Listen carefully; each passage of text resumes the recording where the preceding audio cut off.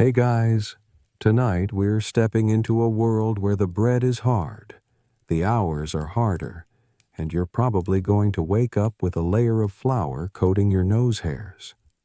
Welcome to medieval Portugal, specifically the narrow, soot-stained alleys of a 14th century village where you've just been hired as a baker's apprentice.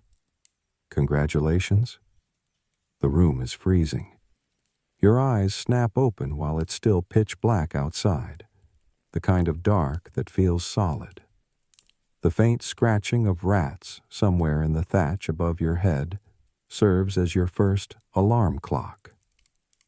You fumble with your blanket, scratchy wool that smells like damp sheep, and rise from a straw mattress that's more insect than padding. Your breath puffs in the air. There's no fireplace in your attic nook, just a hole in the roof where cold air slinks in. Today's your first full day at the bakery. You don't start in the morning. You start in what barely qualifies as night. Around 2:30 a.m., you grope your way down a rickety wooden ladder, stepping carefully to avoid crushing the chicken that sometimes sleeps by the door. Your tunic is stiff with yesterday's sweat. So, before you get comfortable, take a moment to like the video and subscribe, but only if you genuinely enjoy what I do here. And if you're watching from some distant corner of the world, let me know your local time in the comments, because wherever you are, I promise it's better than 2:30 a.m. in 1325 Portugal. Now, dim the lights, maybe turn on a fan for that soft background hum, and let's ease into tonight's journey together. You trudge through the narrow alley toward the bakery. The street is ankle-deep in mud and refuse. There's no garbage day. There's just the hope that stray dogs will carry off whatever you tossed out yesterday. The air smells of fish guts, manure, and the damp rot of old wood. Someone's chamber pot was emptied too close to your door again. The bakery is one of the most important buildings in the village, second only to the church, but you wouldn't know it from looking. The wooden beams creak as you open the door. The walls are scorched from years of smoke. You step inside and instantly regret not wearing thicker shoes. The stone floor is freezing. Inside, your master is already awake. João, the head baker, is a burly man who never smiles, unless he's mocking you. His beard is more flour than hair. He grunts a greeting. He's been up since midnight, stoking the massive communal oven, and he's already sweaty. The first task? Firewood. So much firewood. You spend an hour dragging logs in, stacking them, splitting them with a dull axe. Splinters lodge in your palms. You're already sweating, and the sun still hasn't risen. Medieval Portuguese ovens are monstrous stone beasts. Think. Small cave-turned hell portal. They take hours to heat up, and there's no temperature gauge. Bakers judged readiness by sticking their arms inside, or watching how fast flour scorches. Fun fact, some ovens got so hot, people cooked beans in clay pots by burying them in leftover embers. Historians still argue whether this culinary hack was born out of ingenuity or pure desperation. Once the flames are roaring and the embers are glowing a sullen red, João barks at you to sweep the ashes. With what, you ask? A wet bundle of rags tied to a stick. Yes, really. The ashes hiss and swirl around you, and for the first time, you cough on flour and charcoal at the same time. You're learning.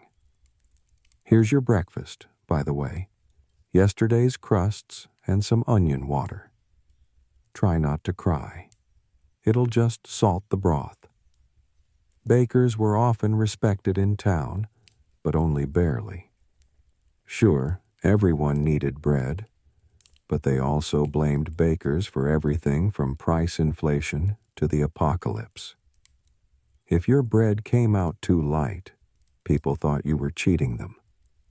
Too dark? You might be working with the devil. As you labor under the flickering light of an oil lamp, you hear a chant in the distance, the monks in the priory. Time is marked by church bells, not clocks. And yes, it's still completely dark outside. The dough hasn't even been made yet.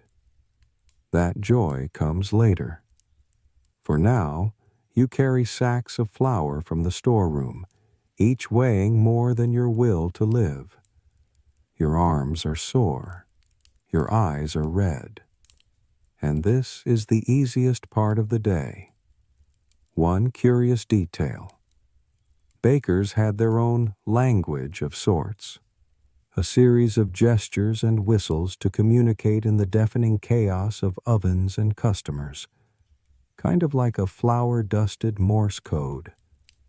As the first gray light of dawn seeps in through the soot-streaked window, you catch your reflection in a copper pan. You look haunted already. Welcome to the profession. You turn toward the beast, the oven. It sits there like some ancient fire-breathing relic of a forgotten god, arched, blackened, and large enough to cremate your dignity in one go. Joao gives it a reverent nod before grabbing the wooden peel, basically a giant spatula, and thrusting it inside with practiced ease. This oven is no joke. It's been around longer than most buildings in the village. It's made of thick stone, reinforced with medieval mortar that smells vaguely of smoke, regret, and goat urine. Heating it is a daily ritual that takes hours, and there's no preheat to 375 degrees option here.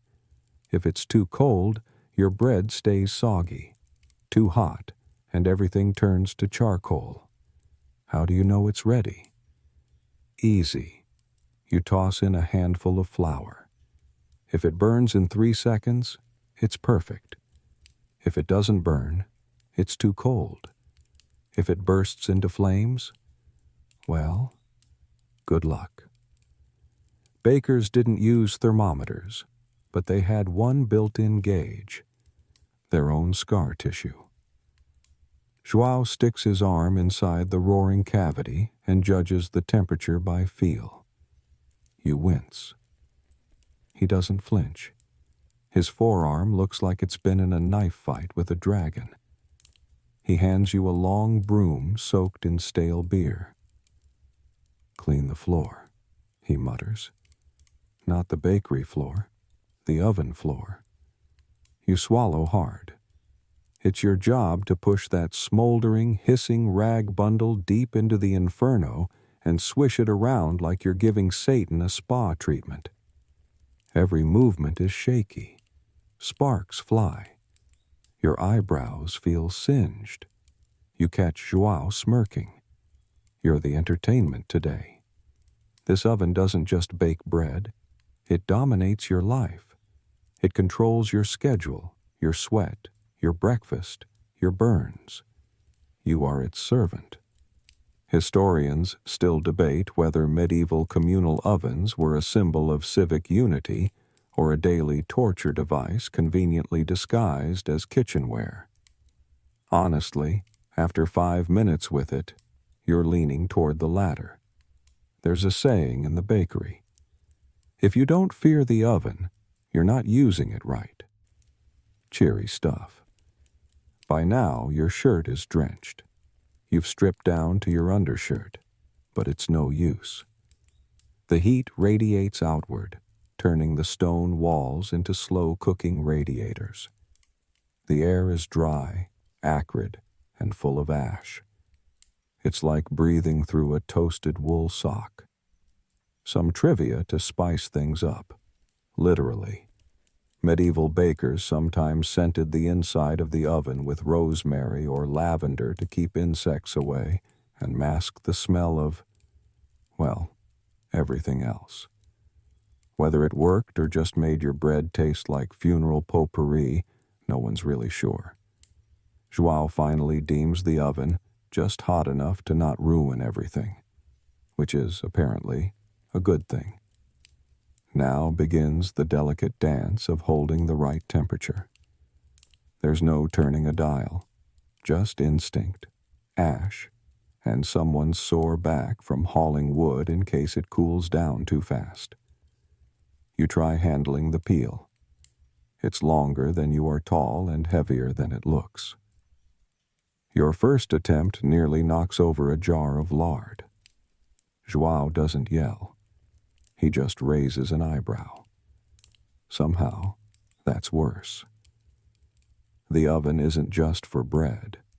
It also heats stew pots, dries herbs, warms sleeping cats, and occasionally roasts a pigeon or two if someone's lucky enough to trap one. There's a rumor that once someone dried out laundry on it. They weren't seen again.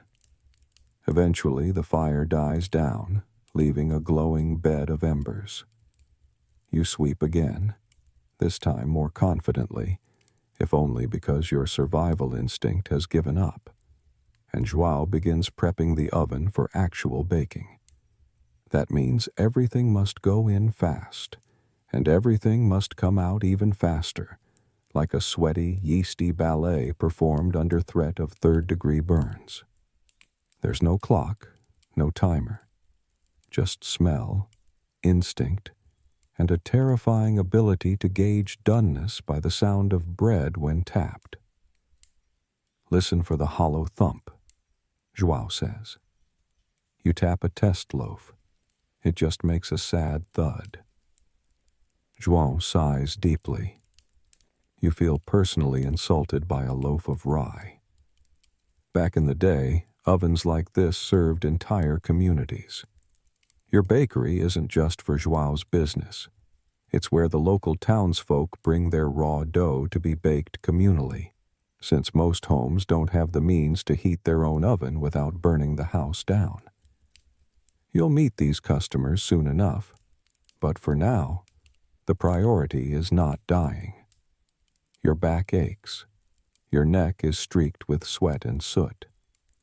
And yet, there's something hypnotic about the glowing fire, the rhythmic scrape of ash, the hiss of heat against stone. You're bone-tired, overheated, underfed, but still, for a moment, you just watch the flames dance and think, this is kind of peaceful. Then the peel slips, and a half-baked loaf hits your foot like a hot brick.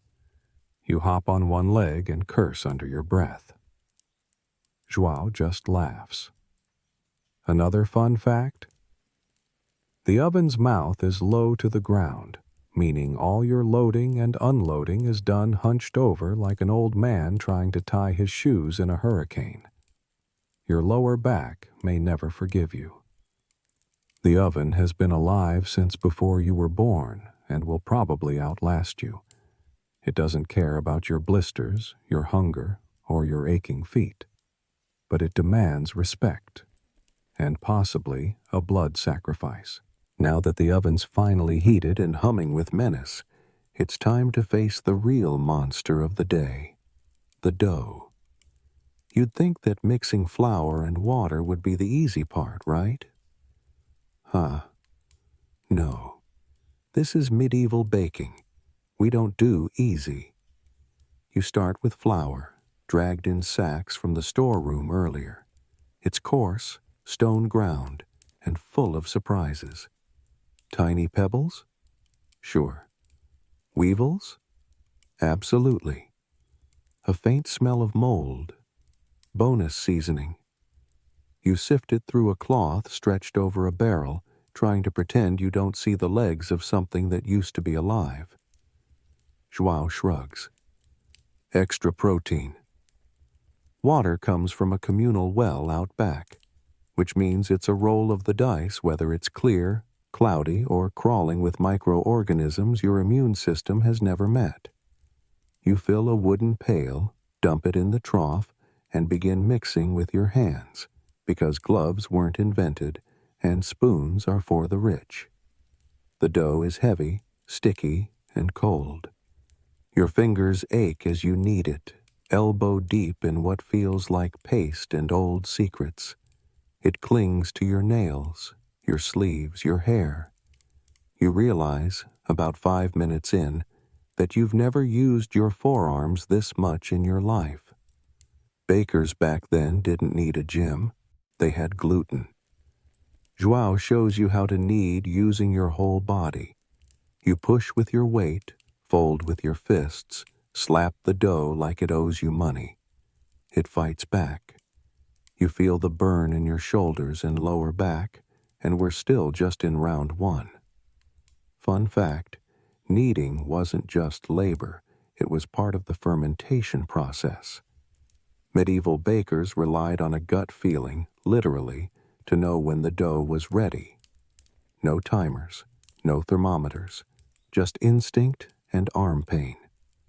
Historians still argue whether they had a better sense of timing than modern bakers or were simply operating on sheer stubbornness. This is sourdough, but not the hipster kind you get at farmers markets.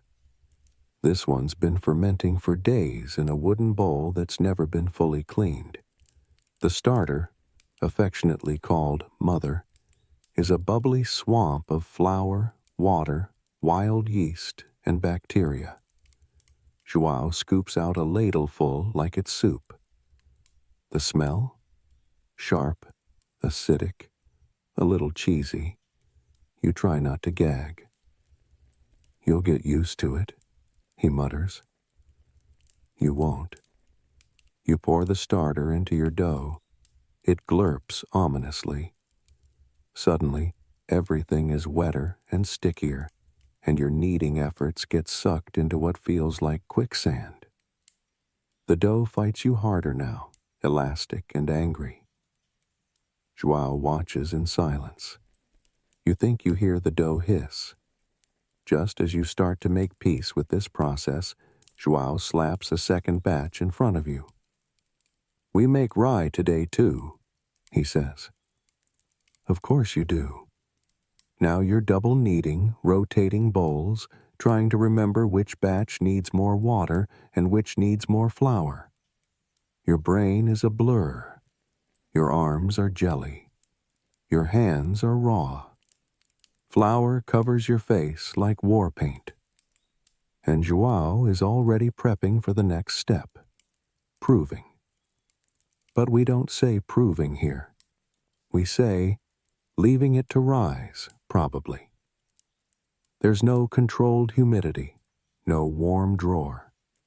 The dough just sits in large wooden tubs covered with old linen, waiting for the yeast to do its job and for a cat not to sleep in it. While you wait, you're tasked with greasing baking trays, thin wooden boards rubbed with pork fat, because parchment paper hasn't been invented and pigs are multitaskers. You try not to slip. Everything smells like meat and yeast and hard labor. You sit for a moment, rubbing your sore wrists. Joao joins you with a ladle of something warm, barley broth with root vegetables and bits of yesterday's bread soaked in. It's edible. Just.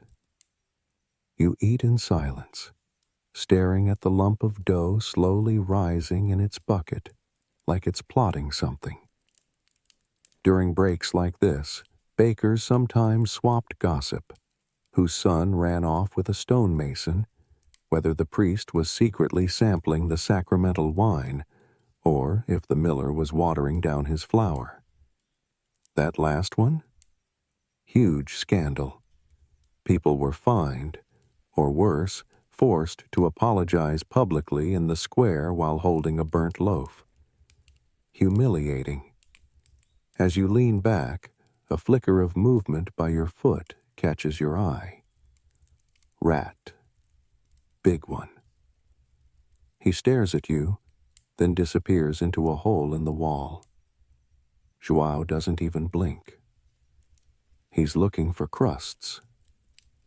And still, the dough rises, slowly, silently, defiantly. Another strange tidbit. Some medieval bakers whispered prayers over their dough. A little superstition, a little faith. Bread was sacred, literally. In Portugal, where Catholicism was woven into every inch of life, baking was halfway between a profession and a liturgy. Finally, João pokes the dough with 2 fingers. "Ready," he grunts. That's it. That's the entire quality control protocol. You just hope he's right. You scoop the risen dough onto the workbench, dust it with more flour, and start shaping loaves. Round, tight, uniform.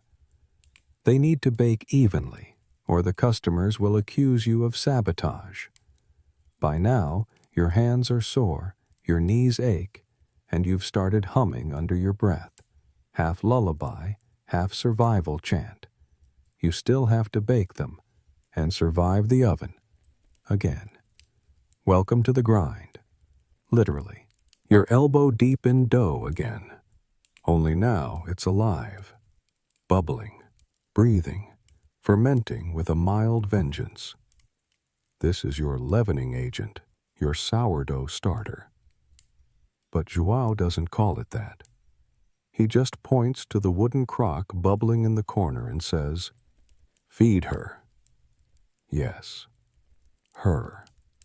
The mother lives in a ceramic bowl stained with a dark crust around the rim and covered by what was once a clean linen cloth. You lift the cover.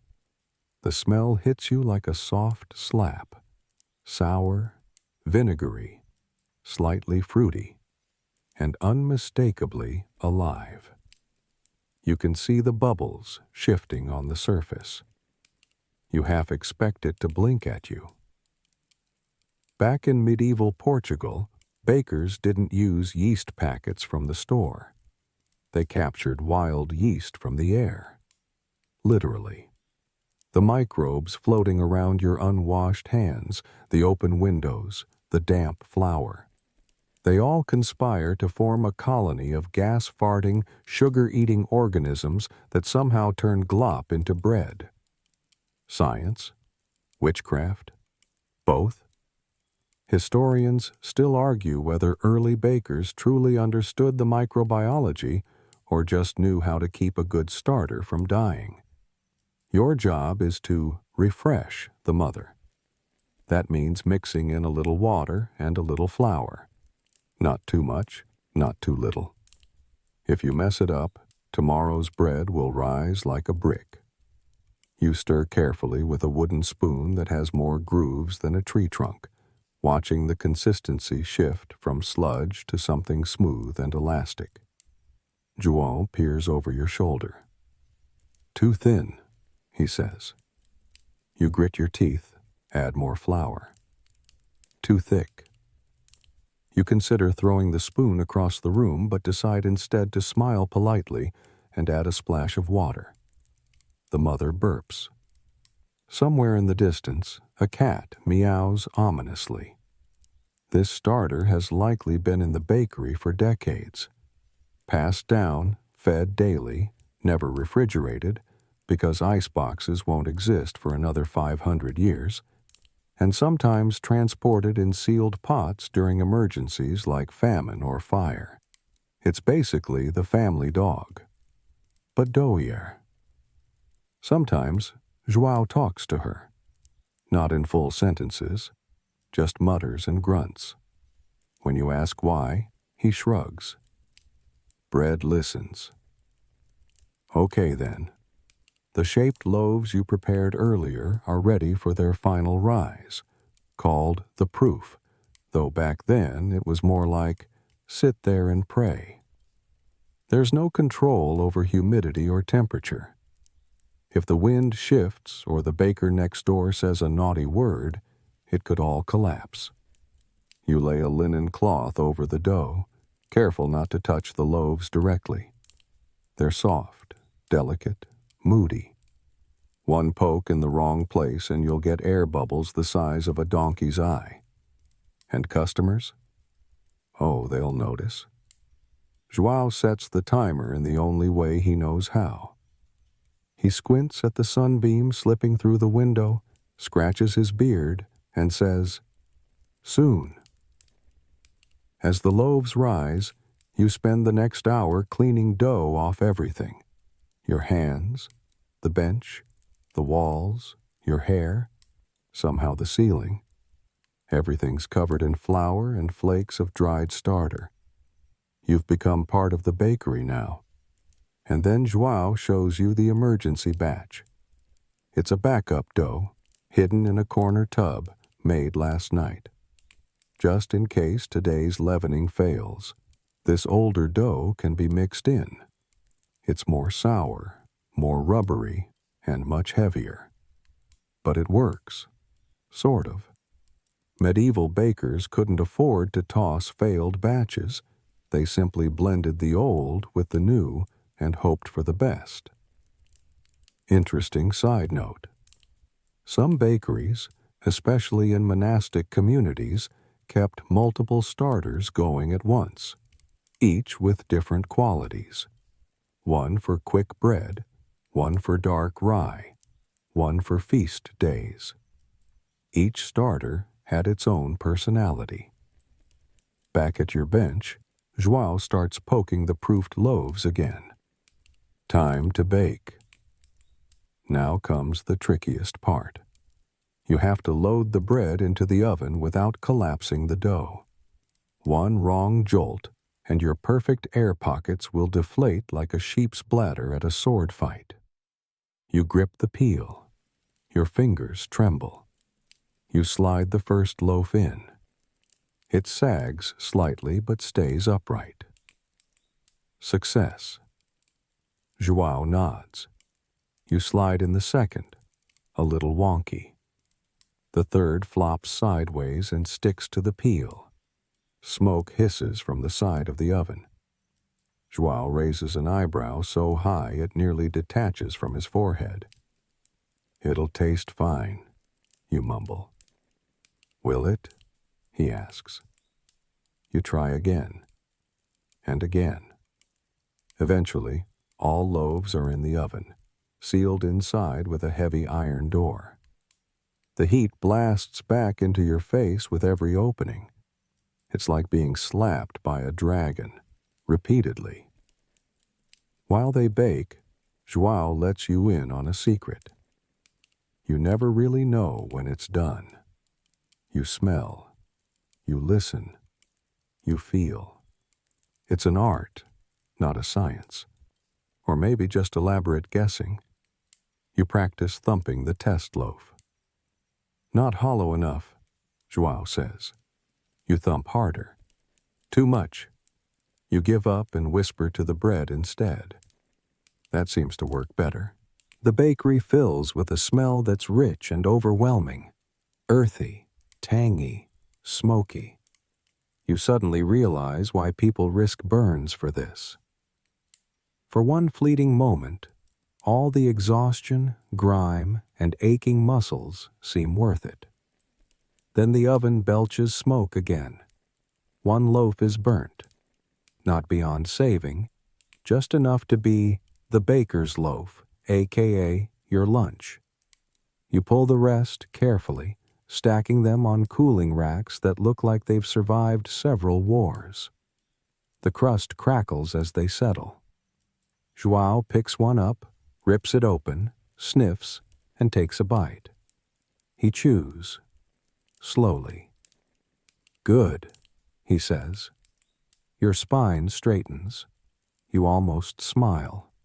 Then he adds, "For a beginner, you're 5 hours in, and your hands feel like boiled turnips." Still, the bakery isn't slowing down. Now comes the invisible threat. Flour. Yes, flour. The white, fluffy, innocent-looking substance that's currently making it hard to breathe. It's everywhere. In the air, in your mouth, clinging to your eyelashes, drifting like ghost snow across every surface. You've inhaled so much you might sneeze out a loaf. Even Joao is coughing a little, though he insists it's just the wind. Sure, Joao. Sure. The truth is, flour dust in medieval bakeries wasn't just messy. It was deadly. There's no ventilation here, no fan, no chimney designed for fine particulates. You're breathing in microscopic shards of grain, husk, and stone residue from the mill. It irritates your lungs, clogs your nose, and coats your tongue. Historians believe some bakers suffered from what we'd now recognize as chronic respiratory illness, likely baker's lung. But no one called it that. They just wheezed, coughed, and baked until they couldn't anymore. The air feels thicker than porridge. You wipe your face with a sleeve. Bad idea. The sleeve is worse. Joao laughs as he watches you try to blink your way back to visibility. You'll get used to it, he says. You're starting to hate that phrase. You head into the storage room to fetch another sack of flour. It's dimly lit, humid, and smells like dust and damp wood. You swing the sack over your shoulder and immediately regret it. It weighs nearly as much as you do, and the grain shifts mid-step, throwing you off balance. You stagger back into the bake room and drop it with a thud. A poof of flour bursts upward like a cursed cloud. You inhale involuntarily. Your throat itches. You cough. Joao nods approvingly. You're one of us now. Charming. While catching your breath, you notice something odd. A handful of the flour sacks are marked with a symbol, not the usual merchant seal, but something more like a cross between a fish and a star. You ask Joao about it. He shrugs. That's the church's batch, for the holy bread.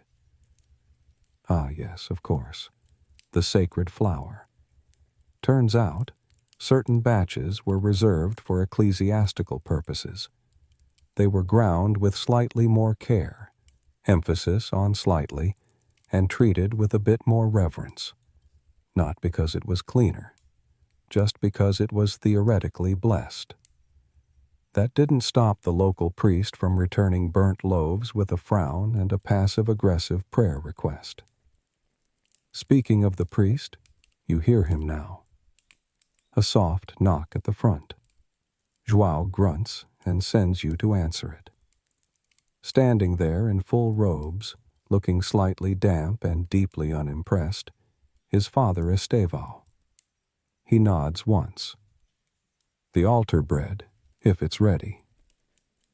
You hand him the small round loaves prepared earlier.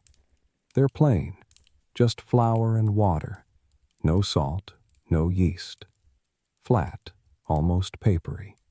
Symbolic, ceremonial, and deeply boring to make.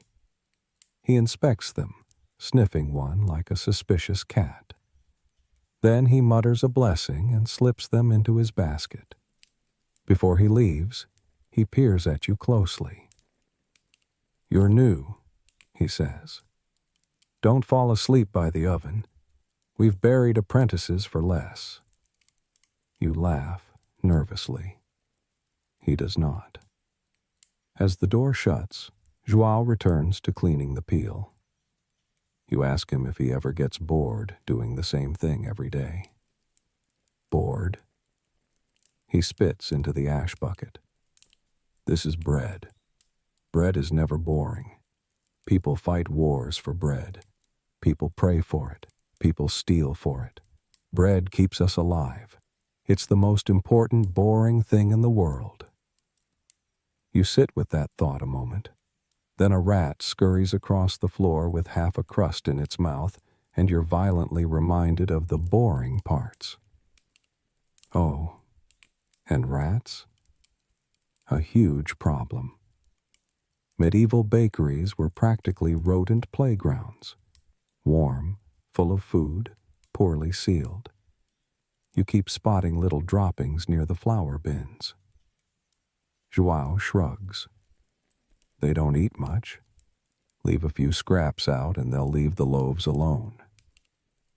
Practical, if mildly horrifying. There's a bucket of water by the oven where you're supposed to wash your hands. You do, and the water turns instantly murky. That's the only wash bucket. For both of you. It hasn't been changed since sunrise. You decide to just wipe your hands on your apron instead. One curious detail. Many medieval bakeries had cats living on site, not as pets, but as pest control. Joao mentions that theirs died last winter, but a new one is being raised by the tanner. You can't tell if he's joking. You glance at your reflection in a soot-darkened ladle. Your skin is pale with flour. Your hair is matted with sweat. You look like a ghost trying to start a new life as a street magician. It's barely midday. Joao shoves a cooling rack toward you. Time to wrap the loaves in linen and prepare for delivery. The shop front opens at noon, and the customers? Oh, they're delightful. But that's for later. For now, you tie up another sack of flour.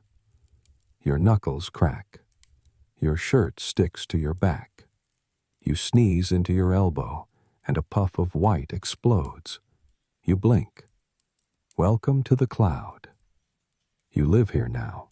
You're finally breathing again, sort of. Just in time for your next grand adventure, the medieval Portuguese sensory experience known as filth. At first, you think the stench is coming from the open window where the fishmonger's cart sits roasting in the sun. But no, it's coming from inside the bakery, specifically from the human side of things. Joao lifts an arm to wipe his forehead with the back of his wrist.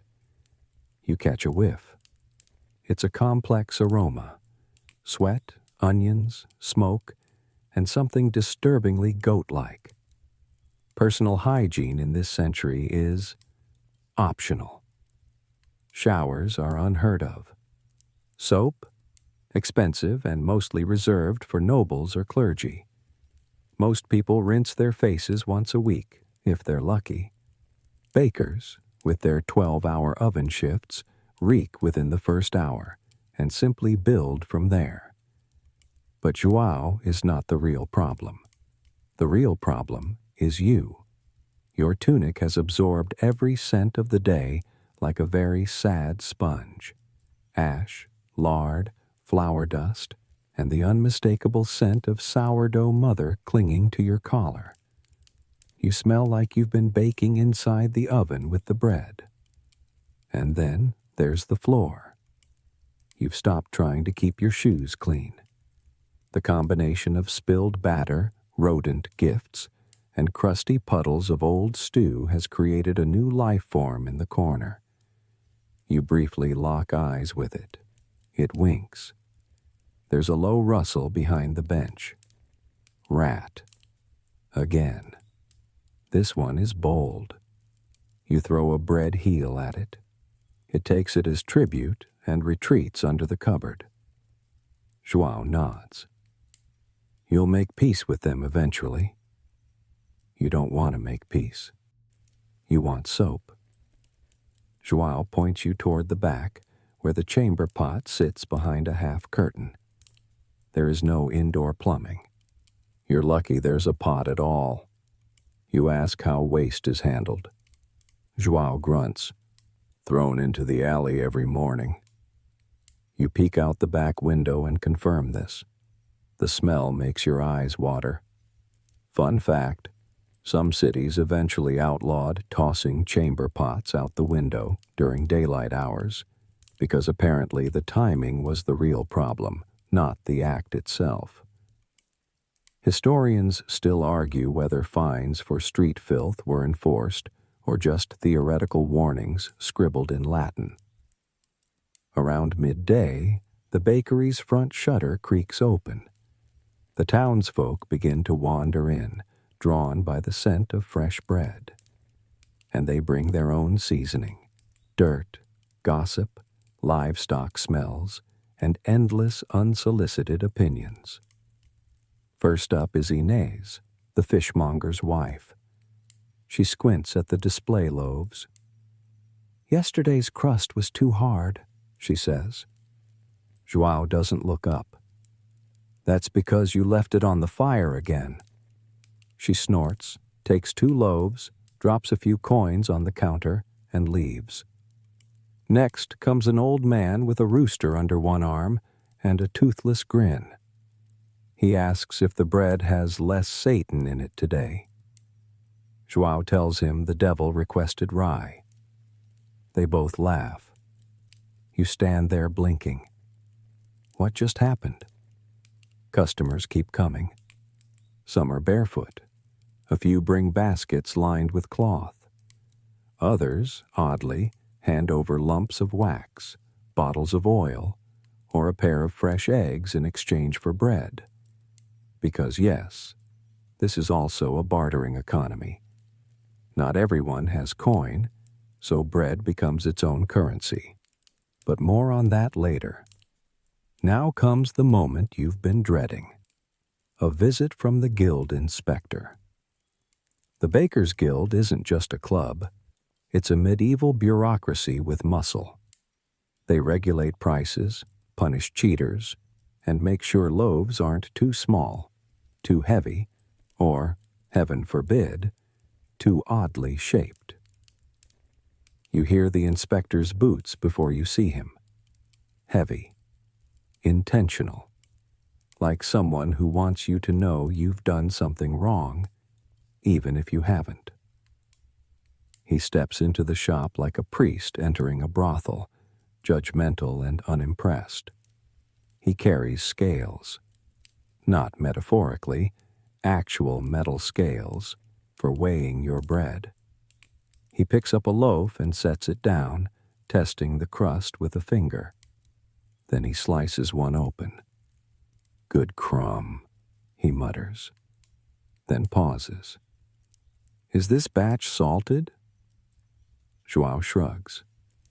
"Rainwater was brackish yesterday." The inspector jots something on a wax tablet. João doesn't flinch. You, however, are sweating buckets. Fun tidbit.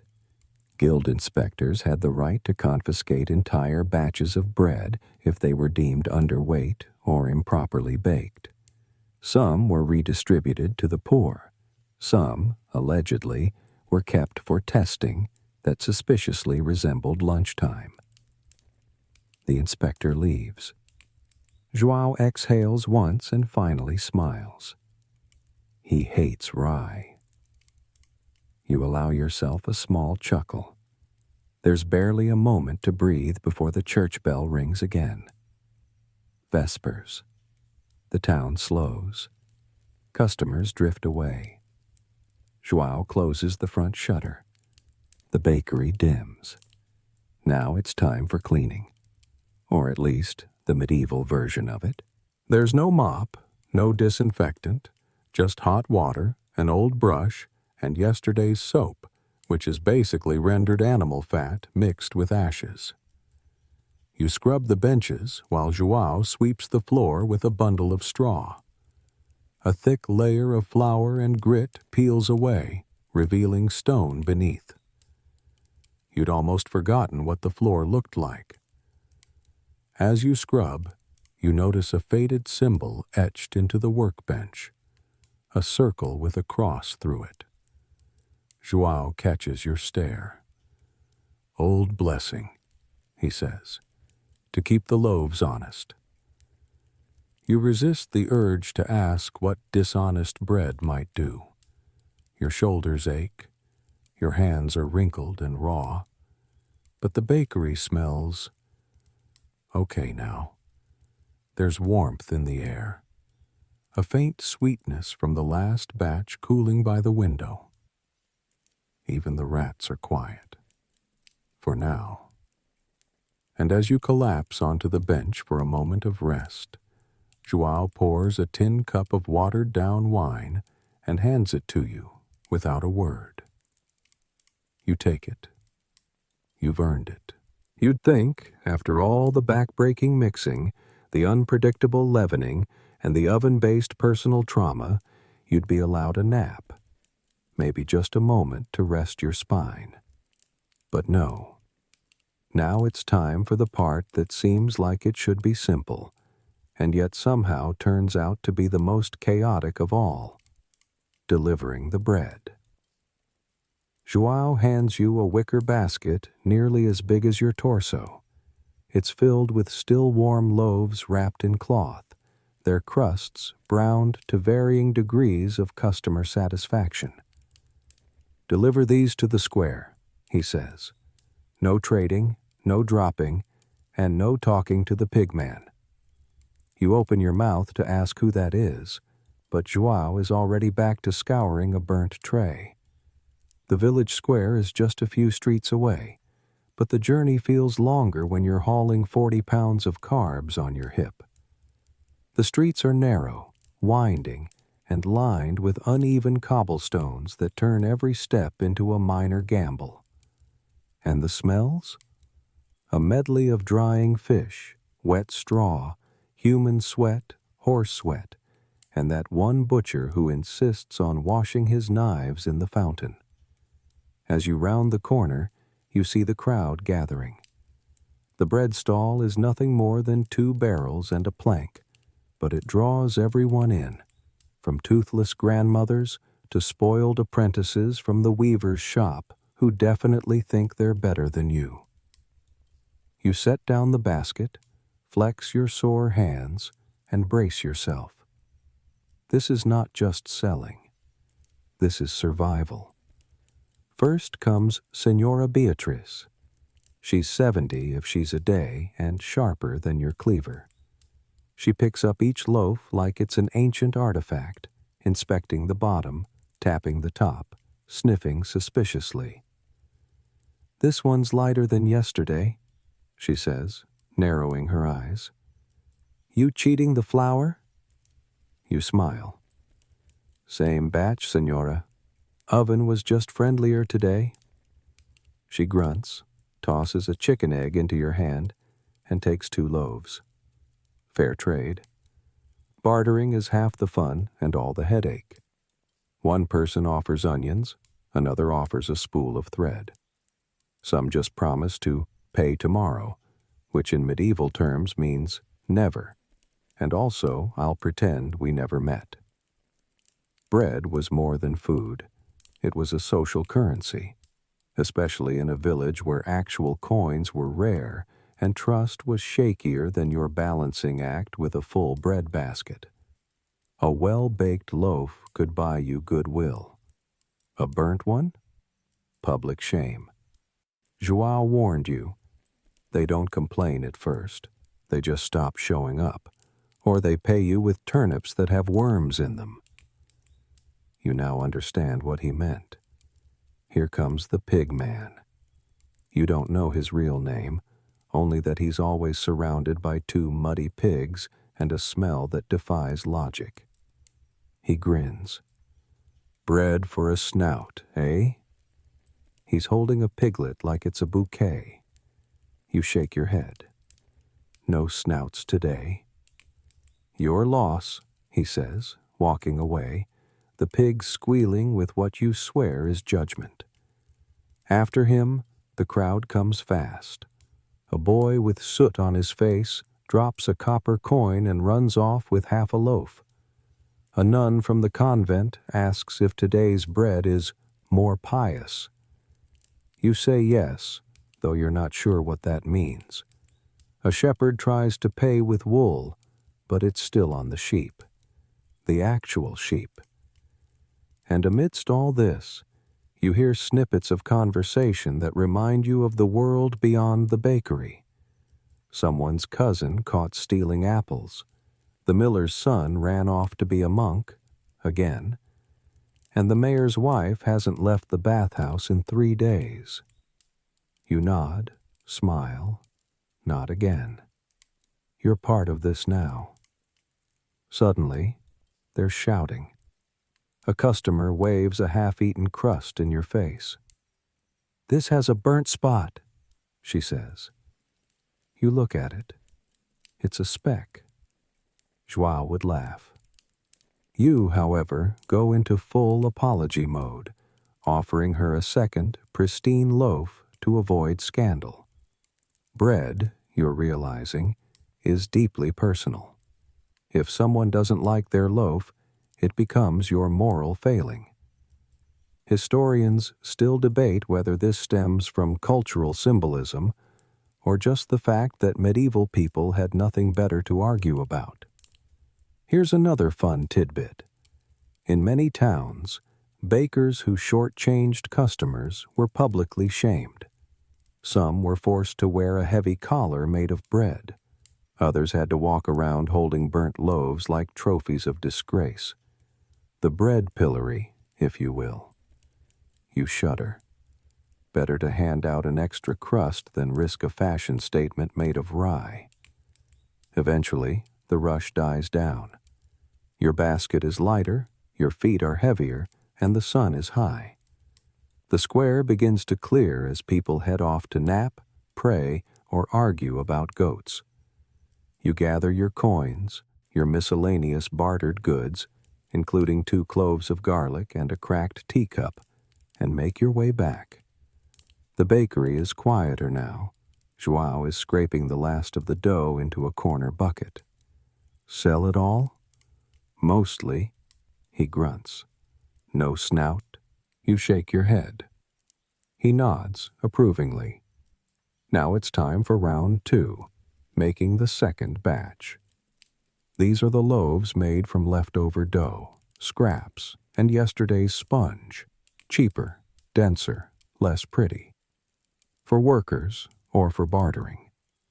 You begin kneading again, muscle memory taking over even as your arms scream in protest.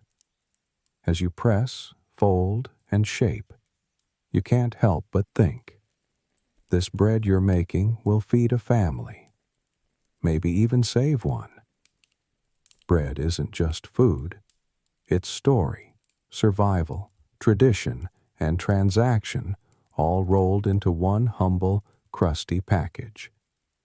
You slide the last loaf into the cooling rack. Joao finally lets you sit. For now, you've just sunk onto the bench, spine curved like a question mark, when Joao tosses you a rag and says, "Chickens." You stare. I thought this was a bakery. He shrugs. They eat scraps. We take their eggs. Circle of life. Before you can process what that means, you're nudged toward a crooked wooden door at the back of the building. It creaks open to reveal a tiny courtyard.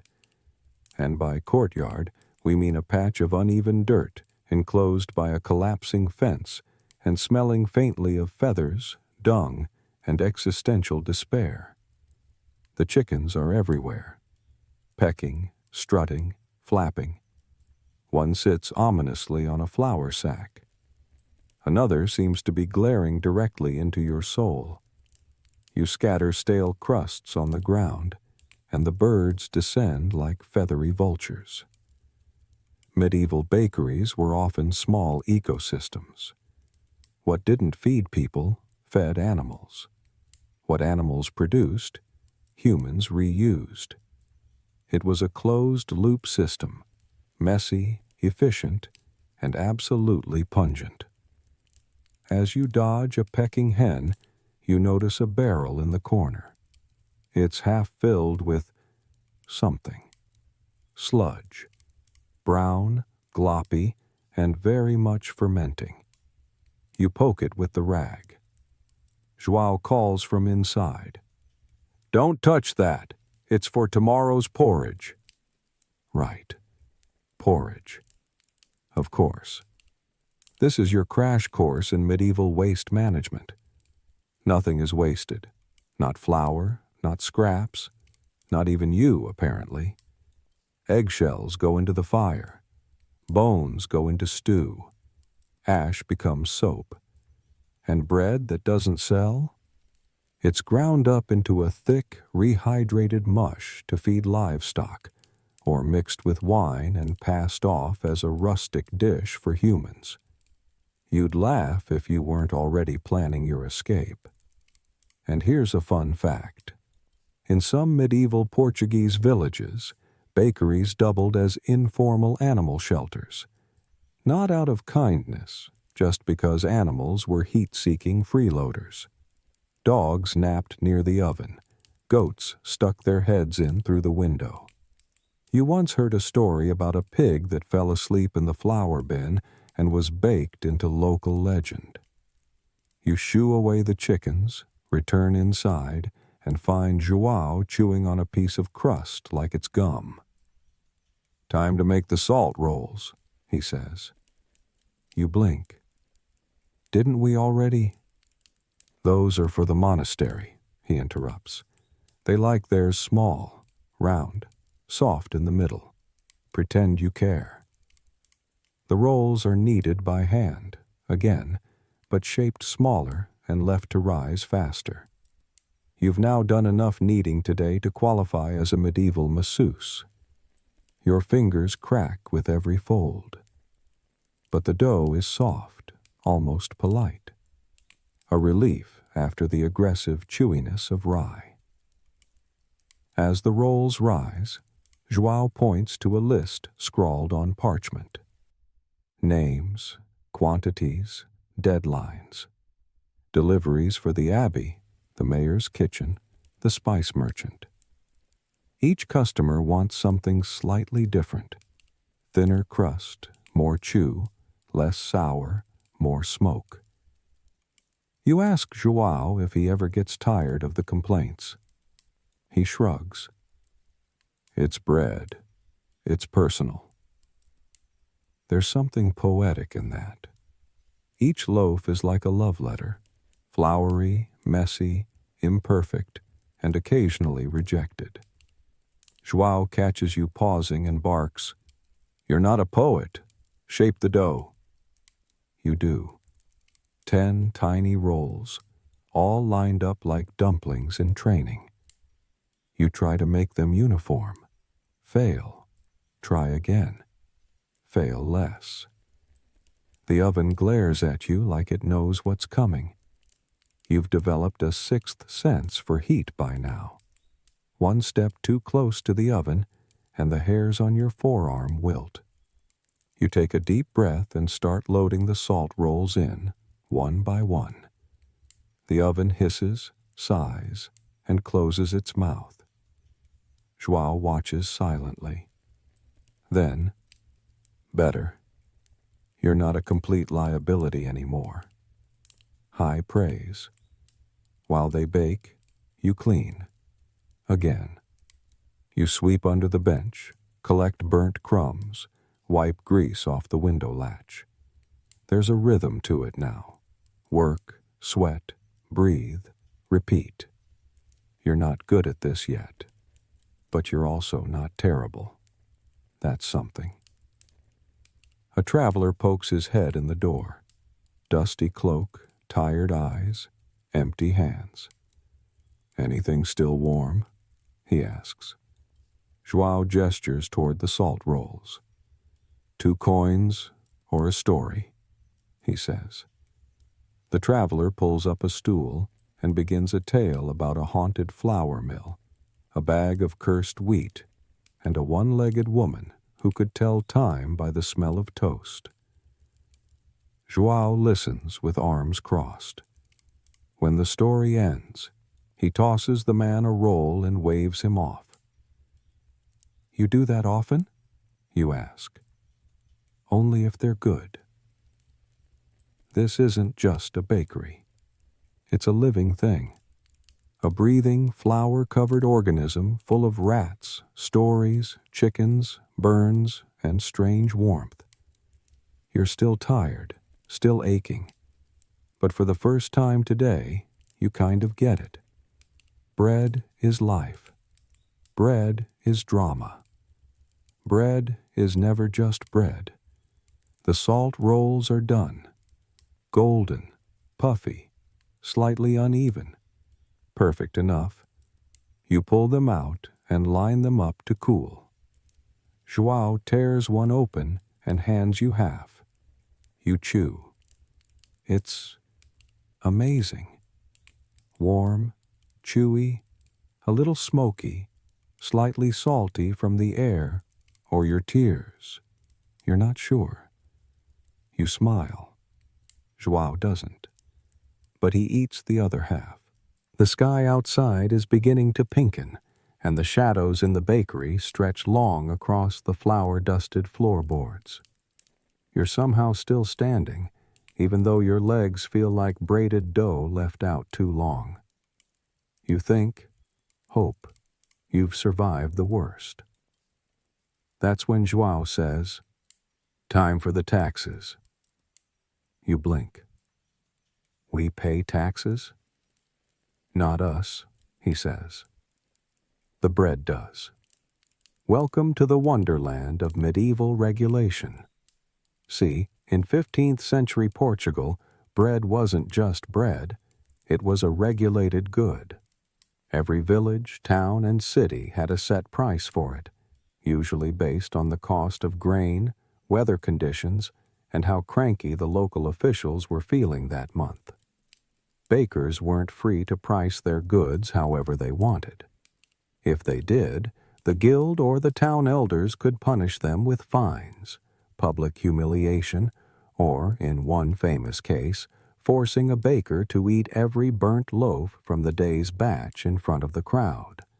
So once a week, Joao has to submit a portion of his loaves to the local authority for assessment, a sort of carb-based audit. You help him stack the selected loaves in a large basket lined with cloth, being extra careful to choose the ones that didn't go sideways in the oven. Joao grunts his approval. The mayor's clerk will check the weight. Again. Probably accuse us of witchcraft. Again. You ask what happens if the loaves are too light. Joao doesn't answer.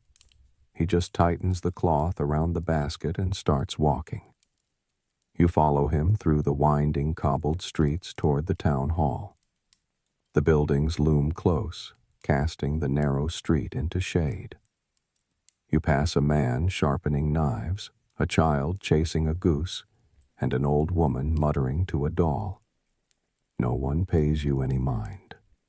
Just another baker and his bread.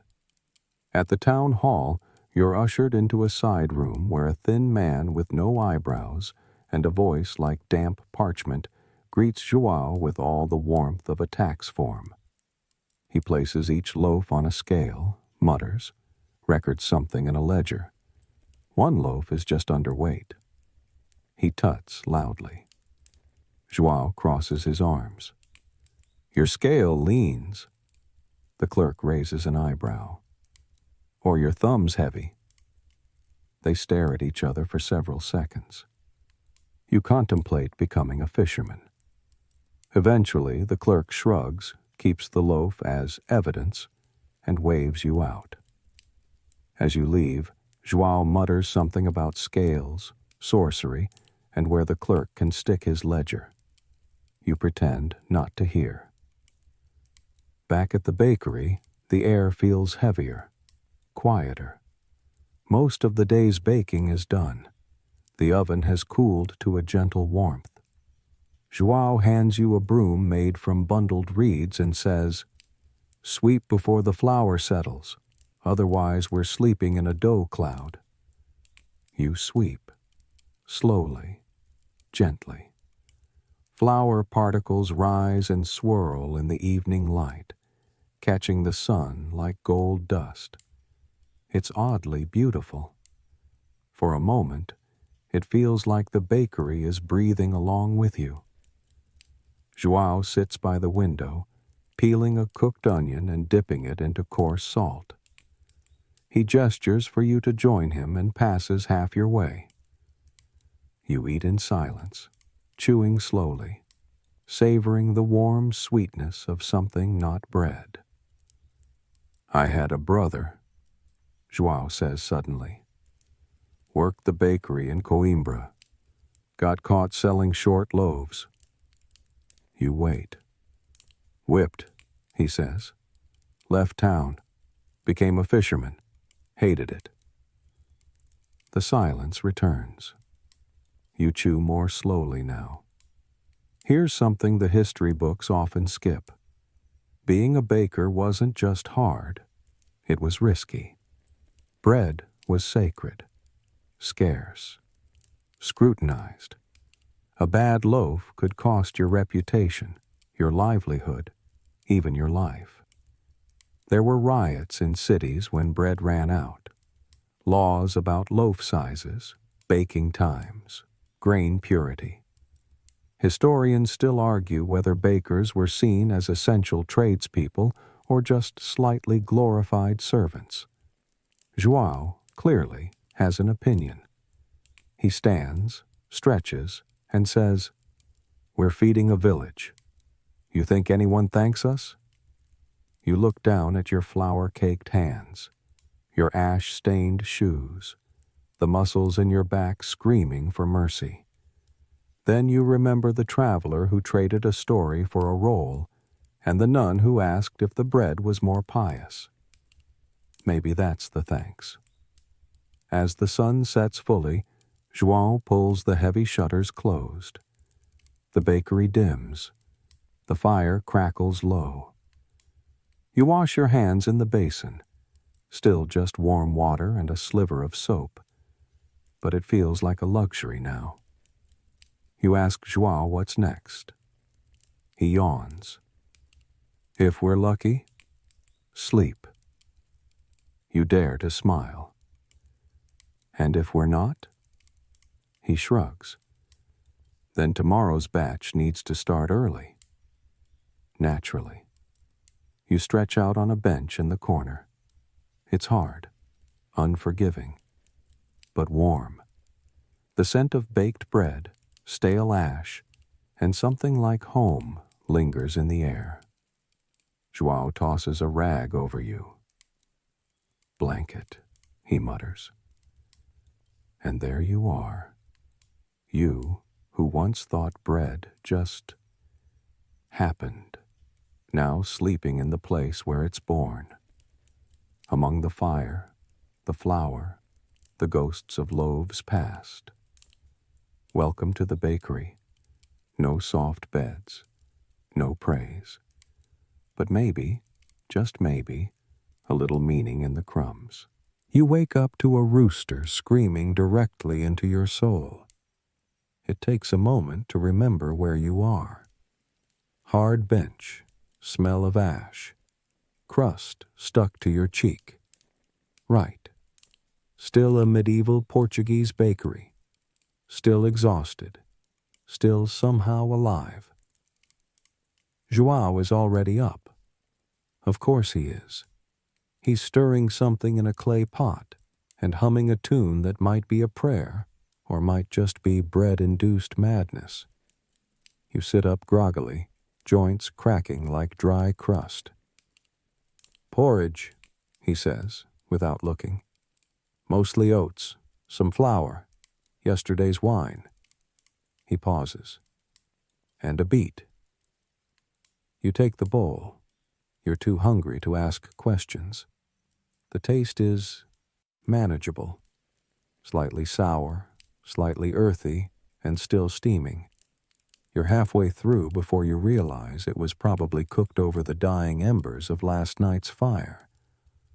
You decide not to think about the beet. As you eat, Joao begins the morning ritual. Not baking, not yet. First comes inspection. He runs a hand along the benches, lifts the cloth over the mother dough, sniffs it, prods it, makes a sound somewhere between approval and dismay. You copy him, hovering nearby, mimicking his gestures like a baker-shaped shadow. Today's bread will be different. It always is. Different flour, ground yesterday. Different air, different temperature. And, according to Joao, different vibes. You don't bake bread, he says. You negotiate with it.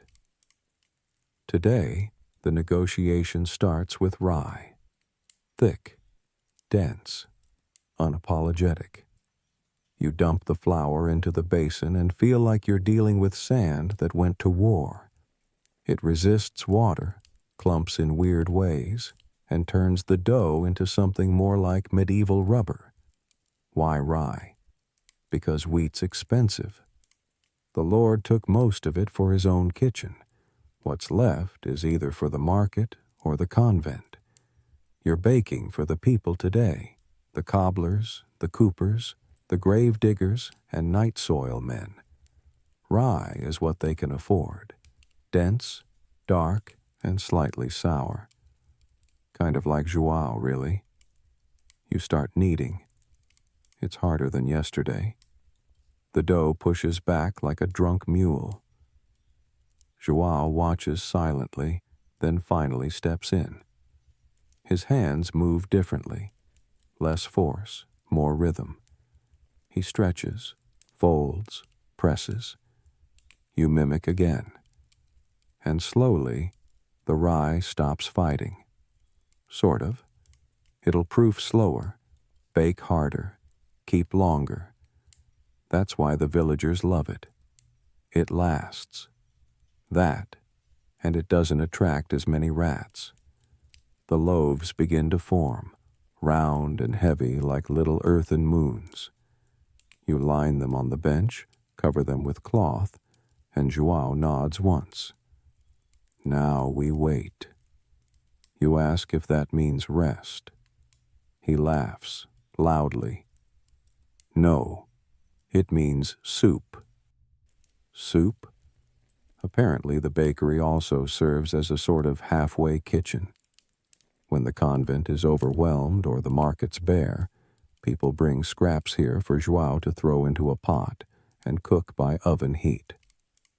Bread feeds, he says, but soup reminds you you're still human.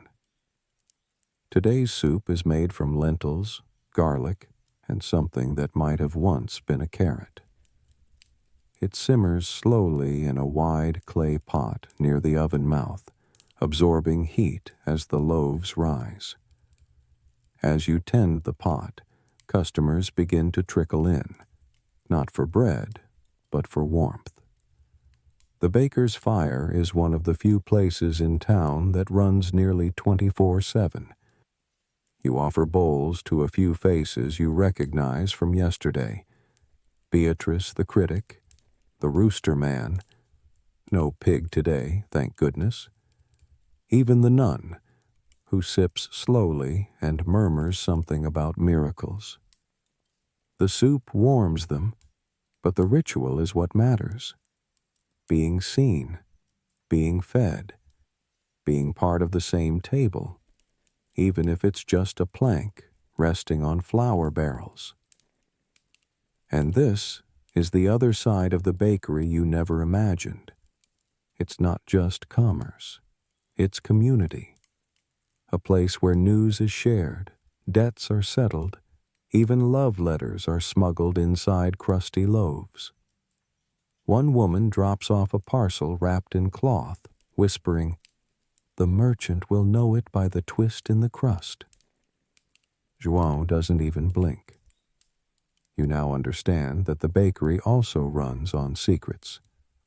A fringe fact for your sleepy mind. Some bakers in Europe were rumored to use special notches or patterns in loaves to signal messages. Historians still argue whether this was an early form of code or just really bad cutting technique. Either way, Joao definitely knows something about it, and isn't telling you. You watch the rye loaves rise, slow and steady. Joao gives you a nod. Time to bake. Loading them into the oven is easier today. You've got the rhythm down. No flopping, no screaming. One falls slightly sideways, but Joao just nudges it with a stick and mutters, "Pretend you meant to do that." Done. As they bake, the bakery hums. The soup bubbles. Someone plays a flute in the street. For a brief, strange moment, the world feels okay. Joao breaks the silence. "You'll want to keep your hands wrapped tonight." "Why?" "Rye dries the skin. Bread punishes the lazy." He hands you a cloth soaked in herbs and vinegar. It smells strong. You wrap it anyway. Your fingers sigh in relief. The rye loaves are nearly done. You tap the crust, thick, hard, promising. Joao listens closely to the hollow sound and nods again. "They'll eat well today." You smile. And this time, he doesn't stop you. There's something different about the air now. The oven's heat has mellowed into a slow, living warmth, like the belly of a sleeping animal.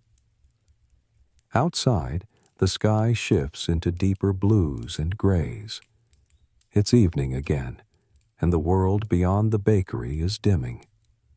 But inside, the bread still breathes. You pull the rye loaves from the oven, careful to use the thick cloth Joao handed you earlier.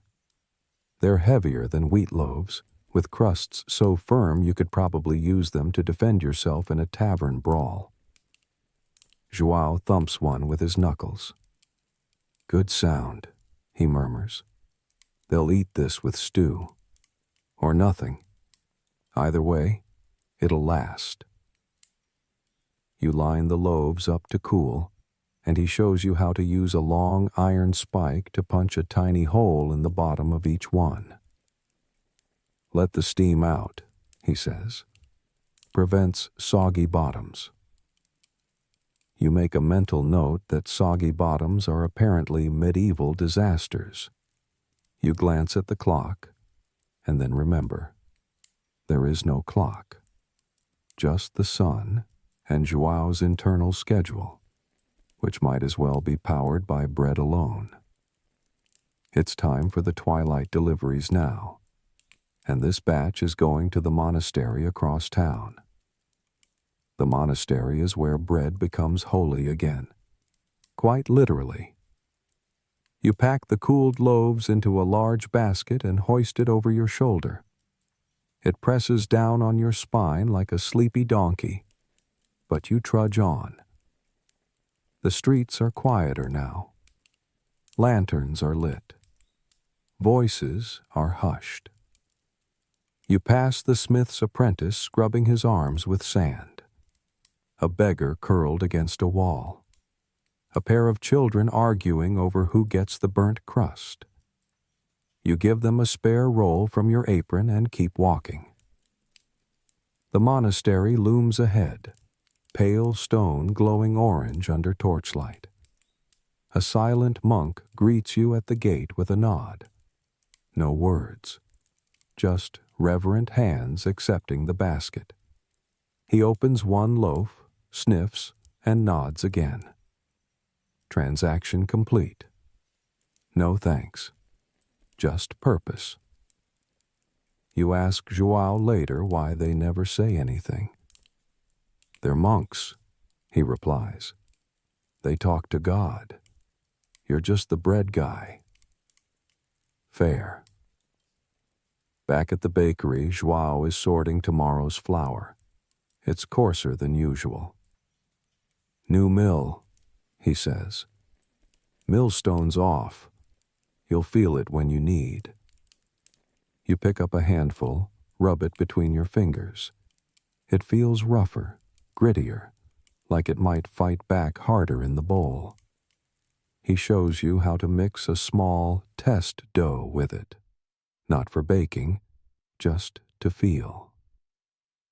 "Every batch teaches you something," he says. even the ones that fail. You ask if any ever get thrown away. Only twice in 30 years, he answers. Once because of maggots. Once because it smelled like vinegar and sadness. Vinegar and sadness. Sounds like your back muscles right now. As you clean the table, João shows you the ledger. It's not numbers exactly, more like symbols. Crude sketches. A star for salt rolls. A square for rye. A fish if it went to the priest. A circle with a dot if someone paid with a favor instead of coin. No one teaches this, he says. You just learn it. You wonder how long it would take to learn all of it. And then João says something surprising. You could stay, you know. You freeze. Not forever, he adds quickly. Just through winter. I've had worse apprentices. That might be the closest thing to a compliment this man has ever uttered. You want to ask why. Why you? Why now? But you don't. You just nod, slowly. There's a strange comfort here, in the repetition, the ritual, the routine. The bakery is filthy, exhausting, borderline dangerous, but it's also alive. It breathes with the village. It feeds the people. It holds their secrets, their hungers, their grief. And now, you're part of that. Even the rats seem less terrifying. Almost. João throws a crust onto the floor and says, "Watch." Within seconds, a tiny gray snout pokes out from beneath the bench. One rat, then two. They snatch the crust and vanish. "Keep them fed," he says. "They'll leave the loaves alone." Practical advice, possibly cursed, definitely medieval. Outside, it starts to rain. Not a storm, just a soft, steady drizzle. The bakery roof creaks. Water drips into a bucket near the back wall. João doesn't seem to notice or care. You sit on the floor, back against the oven's side, and let the warmth sink into your bones. The fire pops gently. The dough for tomorrow is resting in its covered basin, breathing slowly in the dark. And as the last light fades, João says one more thing. "The first time I baked bread, it burned." You turn to look at him. He shrugs. "Didn't rise. Cracked down the middle. My father cried." You wait. "And then we ate it anyway. Because that's what bread does. It fails. It falls. It feeds anyway." You lean your head back against the warm brick and close your eyes. The rain patters. The oven breathes. The dough dreams. You've made it through another day. The bakery sleeps now. Not in silence. Never silence. But in rhythm. Soft hisses from the banked oven. The sigh of wind under the door. The occasional scurry of tiny claws. You're not sleeping yet. You're watching the shadows stretch and settle, listening to the sound of João's breath from the far bench, slow and steady. You've earned a strange kind of peace. Today, you made bread that will be eaten by strangers. You loaded an oven that could have burned your arm off. You survived gossiping nuns, judgmental guild clerks, emotional soup, and a chicken that stared directly into your soul. And somehow, you didn't collapse. Not fully. But the day's not quite over yet. João stirs and sits up. Final check, he mutters. He lights a small oil lamp and begins moving slowly around the bakery, inspecting every surface. Flour attracts mice. Dough dries out. Fire dies without warning. You check or you wake up to ash and regrets. You join him, footsteps soft. The mother dough is covered, the flour bin sealed, the embers tucked in tight like a sleeping child. You add a few small logs to keep it breathing through the night. And then João gestures toward the old ledger again. Write today's mark. You hesitate. You've never done it before. He hands you the stub of charcoal. You look at the symbols. Loaves baked, loaves sold, soup shared, roll given to the child with no shoes. You add your own mark, a crooked spiral. João sees it and snorts. Fancy. But he lets it stay. Here's your final strange fact of the day. In some Portuguese bakeries, apprentices weren't allowed to make entries in the bakery record until they'd survived a full moon cycle of uninterrupted baking shifts. It was considered bad luck. Historians still debate whether this was tradition or just a way to haze the newcomers. Either way, João just let you write your mark. You sit again, back to the brick oven wall. You look around this warm, grimy, flour-dusted little cave and realize you know where everything is now. The proofing cloth, the good basin, the soft spot in the floor where the board creaks, the corner where the rats always appear. You've learned the rhythm. The loaves you helped bake will feed a dozen households tonight. A child might tear one in half and share it. A mother might soften it in stew and call it dinner. A monk might hold it up to the light and call it holy. None of them will know you touched it, that your fingers pressed the dough, that your back ached so theirs wouldn't. But you'll know. You close your eyes again. The oven is warm at your side. You smell yeast and soot and something sweet, like the last salt roll cooling by the shutter. You hear João settling back onto his bench, and slowly your breathing matches the rhythm of the bakery. You're not just surviving anymore, you're baking. And tomorrow, you'll do it again. Maybe with better kneading, maybe with worse flour, maybe with one less rat, but always with bread. The fire's down to embers now.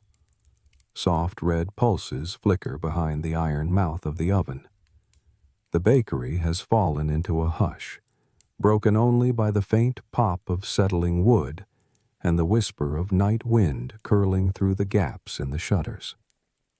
You're lying on the same hard bench, but it feels warmer now. Familiar. Your body is sore in that good, earned way, like you've built something real, something lasting. Your fingers still smell like flour, and your hair holds the scent of baked crust and old wood smoke. Outside, the rain has eased into a mist. The whole village is wrapped in the quiet of deep night. No horses clop past, no voices call, just the occasional hoot of an owl or the creak of a cart somewhere far off, heading home. Your thoughts soften too. The rhythm of the day, mix, knead, rise, bake, still echoes faintly in your limbs, but it's fading now. Even João's voice, gruff and grumbling, feels like part of the lullaby. You remember the rolls, the crusts, the cracked ledger with its secret marks. You remember the soup. Everything slows, even your breath, even your worries. Here, in the warm belly of the bakery, there is no rush. There are no flames to dodge, no loaves to shape, just rest, just warmth, just the heartbeat of a place that has kept the world fed, quietly, for centuries. Let your thoughts drift now, like flower on a breeze. Let the hum of the oven and the soft breath of night carry you away. You've made it through the day. Sleep well, baker. Sleep warm.